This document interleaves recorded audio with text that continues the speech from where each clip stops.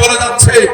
বক্তব্য রাখবো না, শুধু সংক্ষেপে বলতে চাই 25 সালের নভেম্বর ডিসেম্বরে যে নির্বাচন হবে, সেই নির্বাচনে আপনাদের নগরগঞ্জ সালতার থেকে বিএনপির ক্যান্ডিডেট হবে ইনশাআল্লাহ শহীদুল ইসলাম বাবু। আমি আসলে না করতে পারি না, আমার ঢাকায় একটা আমি এখানে হয়ে যাব, আপনাদের সাথে দেখা করে যাব।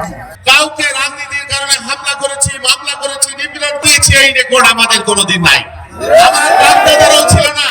ঢাকা থেকে লোক ভাড়া করে আনে যে আমি কৃষকের সন্তান, কৃষকের সন্তান কিভাবে নেতা হয়, কিভাবে এমপি হয় বলেন? আমি একজন কৃষকের সন্তান, আমার দাদা কৃষক ছিল, তার বাপ কৃষক ছিল। আমাদের কোনো সংগঠন নাই, আমাদের কোনো ট্রেড ইউনিয়ন নাই, আমাদের কোনো সমবায় সমিতি নাই। আমাদের উৎপাদিত পণ্যের মূল্য না পাইলে আমরা ধর্মঘট করতে পারি না। আমাদের কৃষি উৎপাদনের সামগ্রীর দাম বাড়লে আমরা ধর্মঘট করতে পারি না।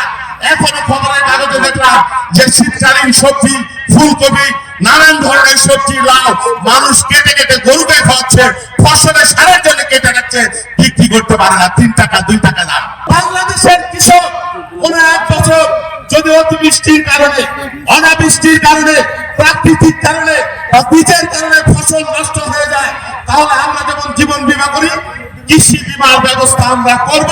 কৃষকের ক্ষতিপূরণ সেই ব্যবস্থা আমরা করব। এটা আমাদের অঙ্গীকার। এই অঙ্গীকার দিয়ে তারেক রহমান আমাদেরকে আপনাদের কাছে পাঠিয়েছে।